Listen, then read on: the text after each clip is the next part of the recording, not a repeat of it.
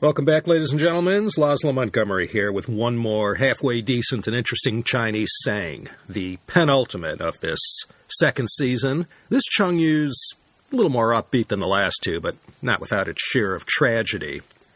We don't have to go back too far in this episode, relatively speaking, that is. We're only at the dismal conclusion of the Northern Song and its aftermath down in Hangzhou.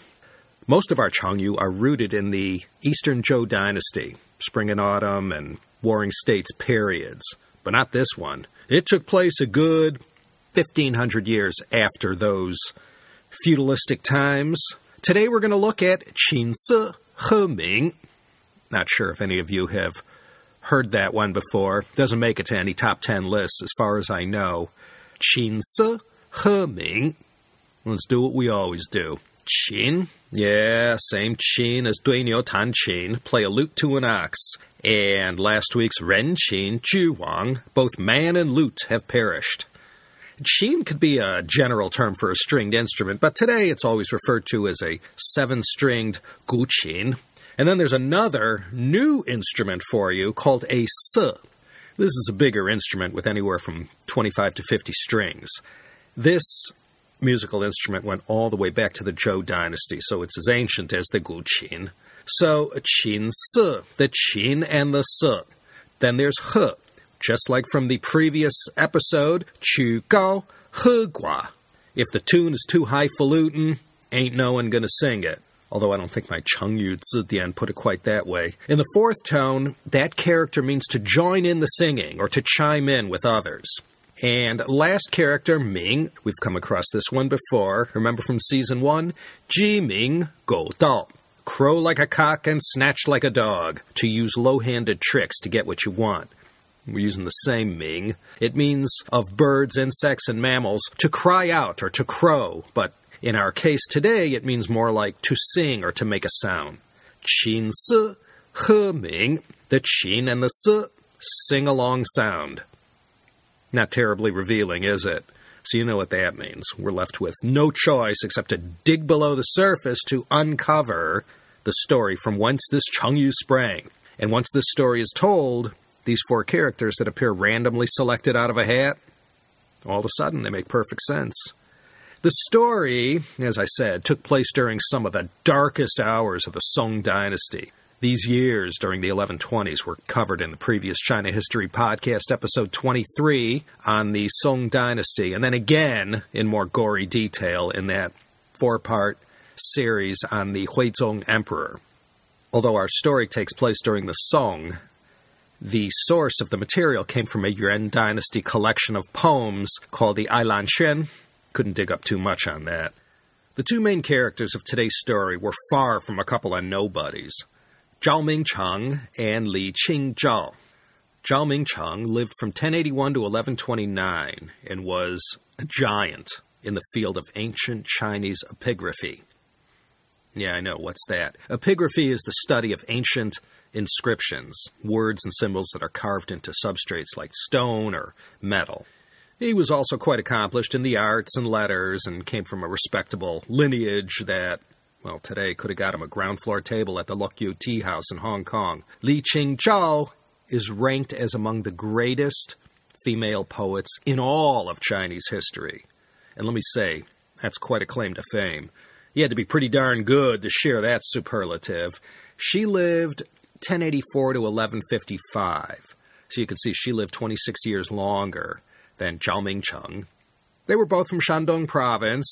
Li Qingzhao also had quite a background. Her father had studied under no less a superstar than Su Dongpo, Su Shi, who we featured in a standalone episode, CHP 175.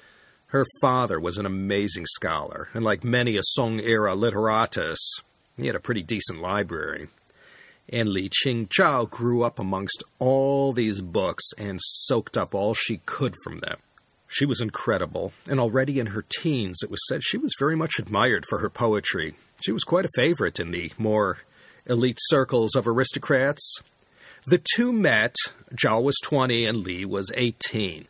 In 1101, they married, and to call this a match made in heaven would be the understatement of the century. These two were in love and devoted to each other like you cannot believe. And to top it all off, as if this true love they had for each other wasn't enough, they both shared this passion for epigraphy and would scour the markets together, looking for any inscriptions that they could study together and add to their museum-quality collection. Sometimes Zhao Mingcheng would arrive home wearing almost nothing because it wasn't unusual for him to pawn the clothes on his back in order to acquire some piece or another that he saw in some antiques market. When Zhao Mingcheng received his degree and began his career as an official in the northern Song bureaucracy, he wasn't making much money. But even in their relative poverty, you couldn't find a happier couple. When they were together, they would sit side by side and decipher these old inscriptions. They'd practice calligraphy together, paint, engage in witty repartee, and sing couplets to each other, replying to the other in the most elegant and poetic ways. Oh man, they had a blast together. So in love, the preacher's face turned red. Together, they collaborated on the work that Zhao Mingcheng is most remembered for, the Jin Shi Lu, a 30-volume work that was revered as the greatest academic milestone in Chinese epigraphy going back to the Song Dynasty.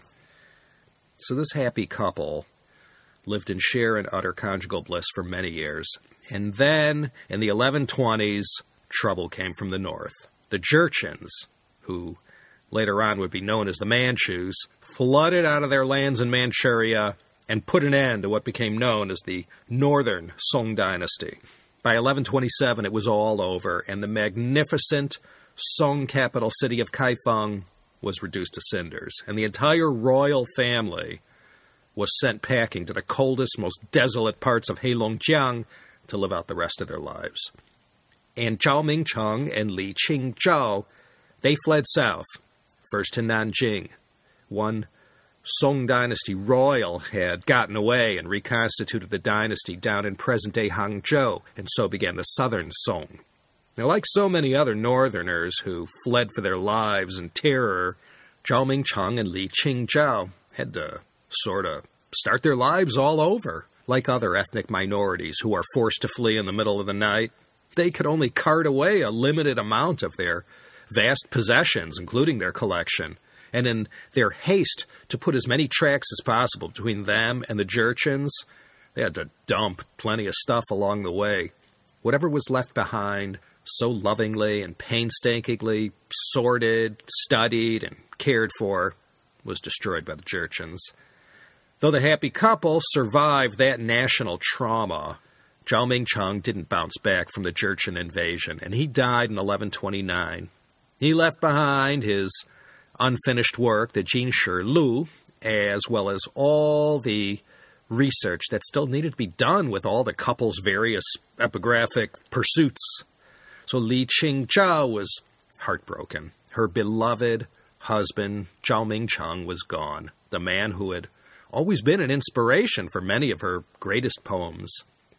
He had been more than a soulmate, and losing him so young punched a giant hole in her life. What could she do except keep on keeping on? She moved to Hangzhou, one of China's great centers of the arts and letters.